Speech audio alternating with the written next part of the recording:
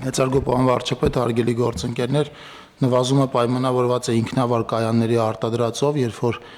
տնտեսությունները հիմնականում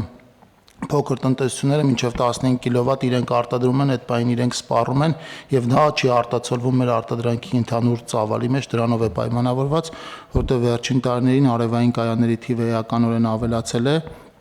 եւ մենք այս պայն ունենք տեղադրված արդեն շուրջ 770 մեգավատ հզորությամբ կաններ, ինչը մեր ատոմային էներգակայանի կրկնակի հզորությունն է, եթե ավելի պատկերավոր ներկայացնեմ։ Այս էլ է շատ կարևոր հանգամանք, հարգելի գործընկերներ, ուզում եմ հիշենք, որ մենք 2018, 2019, 20 թվականներին շատ ակտիվ քննարկում էինք ունենում մեր էներգետիկա աղբյուրների դիվերսիֆիկացման մասին եւ ըստ էության այս ընթացքում վերականգնող արևային էներգիայի ատոմակայանի համարյա երկու հզորության մենք արևային հզորություններ են գեներացրել։ Իհարկե, ես համարում եմ լուրջ ձեռքբերում, իհարկե էներգետիկ ոլորտի կառավարման առումով որոշակի նոր իրավիճակ է առաջացել, որտեղ ադապտացվելու կառավարման խնդիրներ կան, բայց ինքնին այդ ցուցանիշը ես չափազանց կարևոր եմ համարում։ Պատկերացնում եք, չնկատելով երկու ատոմակայան ենք ստացել, եւ հիմա հարցը այդ երկու ատոմակայանի ինչպես կառավարենք, դա երկրորդ խնդիրն է։ Իհարկե ուզում եմ ասել նաեւ, որ մենք էներգետիկայի ոլորտում գիտեք, որ ունենք խնդիրներ, այդ թվում էլեկտրաէներգիայի մատակարարման որակի հետ կապված։ Հիմա տեսեք, օրինակ երեք ես մասնակցում էի հոմպլեքս հիպերմոլի բացման արարողությանը եւ բացման արարողության ժամանակ հիպերմոլը հոսանքազրկվեց։ Պատկերացնում եք, մարդիկ $70 միլիոն ներդրում են արել, 70 միլիոն, համեն դեպս ինձ տենց ասցին եւ չեն կարողանում բացման արարողություն անել նորմալ։ אז մենք հասկանում ենք սա, անդադ խոսում ենք ներդրումային միջավայրի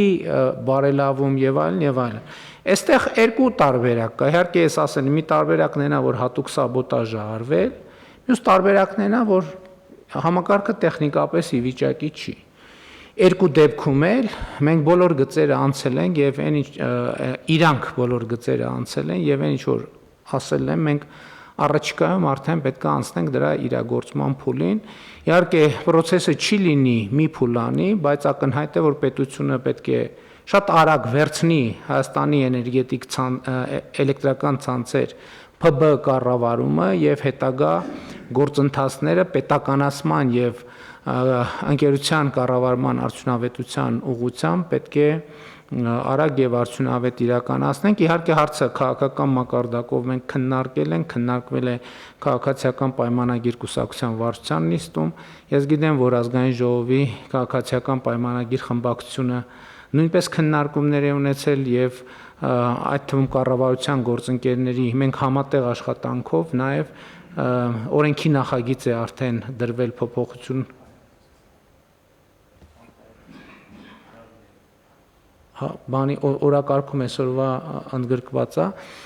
եւ արտահերթ նիստով համապատասխան օրենսդրական փոփոխությունները կիրականացվեն եւ շատ արագ ես կարծում եմ, որ այդ առաջին անհրաժեշտ գործողությունը տեղի կունենա, այսինքն դրա իմաստը կլինի այն, որ պետությունը, կառավարությունը կստանձնի Հայաստանի էներգետիկ ցանցերի կառավարումը եւ այդ կետից սկսած արդեն մենք ավելի հանգիստ պայմաններում հետագա սցենարները կքննարկենք, թե ինչ սցենարով են գնում։ Բայց ես էլի ուզում եմ մի ռազմավարական հարցի անդրադառնամ, որ որևէ սցենարով էլ որ մենք գնանք, մենք մի X պահի պետք է ապահովենք Հայաստանի էլեկտրական ցանցեր փակ բաժնետիրական ընկերության բաժնետորմսերի ազատ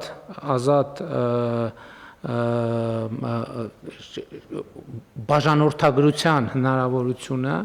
ընդ որում նաև մեր այս ընթացքի փորձը հաշվի առնելով պետք է այնպիսի երաշխիքներ ստանանք, որ Հայաստանի քաղաքացիները